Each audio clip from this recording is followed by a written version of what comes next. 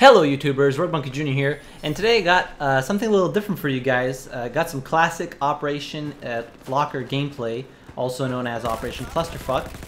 And I'm going to do some commentary on how I'm playing and what's going through my mind during this actual game.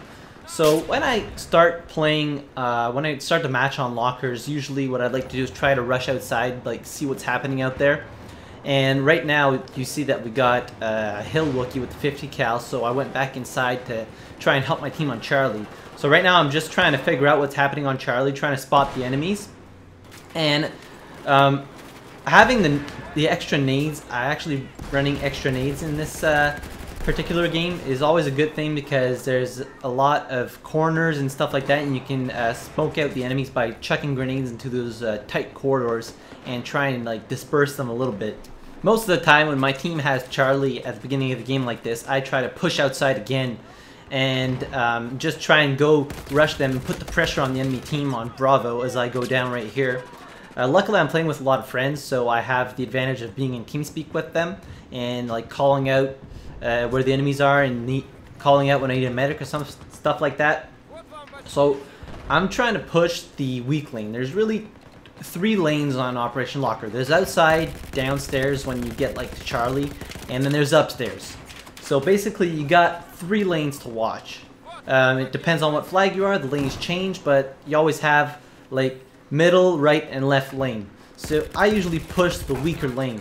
I go out of my way and try to reinforce the weak lanes and try to keep the pushes or put pressure on the enemy and like keep them from capping our gimme flags, which would be E and D.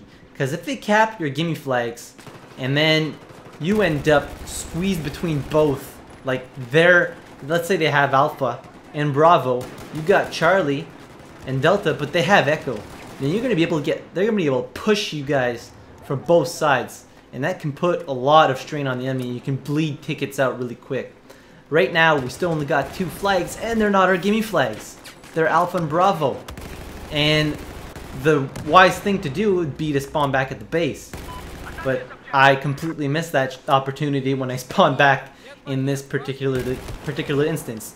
But right now, the E flag is blinking. So I know that we got some friendlies on there trying to back cap our gimme flags and keep us in the game. Because right now we're bleeding, and it's never a good thing when you don't have your gimme flags and you're losing tickets this fast in Operation Locker. It never announces something good.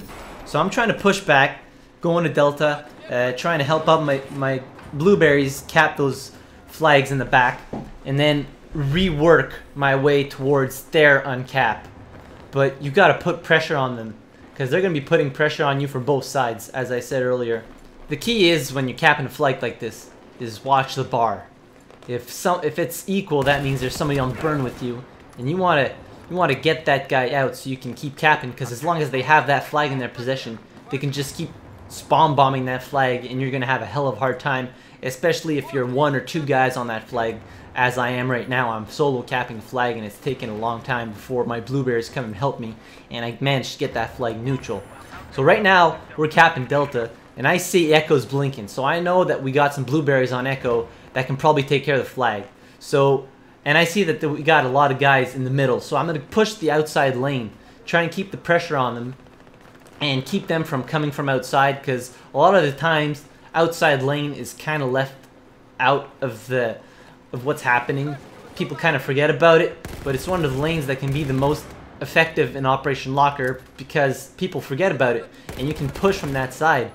And when I come to Charlie like this, depending on if the Panopticon is down or up, I like to kind of like try and clear and scope out what's happening below me when the Panopticon is still up, and just try to clear as many enemies as I can on the main floor, because they cannot cap from below the Panopticon when it's still up.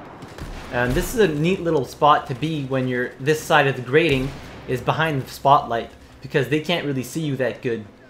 And when you see that opening, I see that there's no enemies downstairs, you make that push. I was actually yelling to my teammates, push, push, push.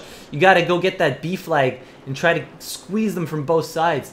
I actually give the order to cap the B flag, and I keep going all the way to Alpha, because then you're splitting up their resources. They're gonna take a lot of resources to try and stop the back caps from happening and stop that squeeze from bleeding so many of their tickets, because it's not about capping the flag right now. It's about splitting up the resources and giving my team an advantage and giving them a little bit of a break to cap Charlie. We actually managed to cap their 2 back flags, and now the tides are turning into our favor. We're actually losing by a lot of tickets right now, 200 or so, and this is a game-breaking moment. This is what sometimes changes the tides, and you can end up winning the game as if you had never been losing. I took advantage of that weak lane that was in the bottom of Charlie. It's a lot easier to separate the lanes when the Panopticon is still up, because they're not going to be able to spot you as easily as when it's down. So right now what I'm doing, I'm just trying to go get that 5 cap to burn their tickets as fast as possible. And something that you really want to do in here is get used to popping those pipelines. It doesn't matter if nobody's there, but if somebody ends up running into your flames, you're going to get those hit markers, and then you know that somebody's going to be coming from there, and you can go around and try and take them out. So popping those pipes, I get so many kills with them, and it's really tactical and important to be aware of that you can use them to kill your enemies. Right now, I see that our D flag is blinking, so I don't want them to get that D flag like they have right now and put the pressure on us again and have to recap all our gimme flags. So I'm rushing back there as fast as possible to get those flags back and stop them from spawn bonding that flag and going back to cap echo. Then you gotta start all over. You gotta go back a ways, cap your gimme flags, then they're probably gonna have time to cap Alpha Bravo and possibly Charlie. Then you're in trouble. Then they're gonna start burning your tickets a whole lot again. So it's really about being aware of what flags are being capped and trying to go to the flags that are the most important to your team. As you can see, even if we have 3-4 flags, it still takes quite a while to down their tickets to about where we have them. We're still like 100 tickets down from the enemy team, and you can see that they're actually recapping Delta because they have hordes of people on that flag. They're trying to keep the pressure on us and trying to divert our attention from Alpha and Bravo. Although they're not doing a very good job, because they're using too many resources to actually keep Delta, which isn't a good plan for them because it's not their gimme flag, it's ours. And we can spawn from both directions and try and squeeze them. I mean, yeah, they're trying to keep flags, but they're not trying to keep the right ones as I go down here being surrounded by 2 enemy players. So I'm going to spawn back on Charlie and push back to Delta and keep that pressure on the enemy team. They're going to, as you can see, they actually capped Alpha right here. And now they have 2 flags. They're between a lot of our flags. So we're going to have a lot of options to actually hit them from. And as I go down again from people that I actually didn't see. I was actually blind on that one. I didn't see the engineer to the left. Now when I get to the deploy screen, I see that the echo flag is blinking. So I spawn back there. It's not always the most fun way to play defending the flags, but it can really help your team win. As I get the kill on that lurker that was staying around on our echo flag, and you can see we're still equal on burn, which means there's actually 2 guys here, and you got to take those guys out before they get spawn bombed. I mean, 1 guy just spawned on him, so that equals the burn again.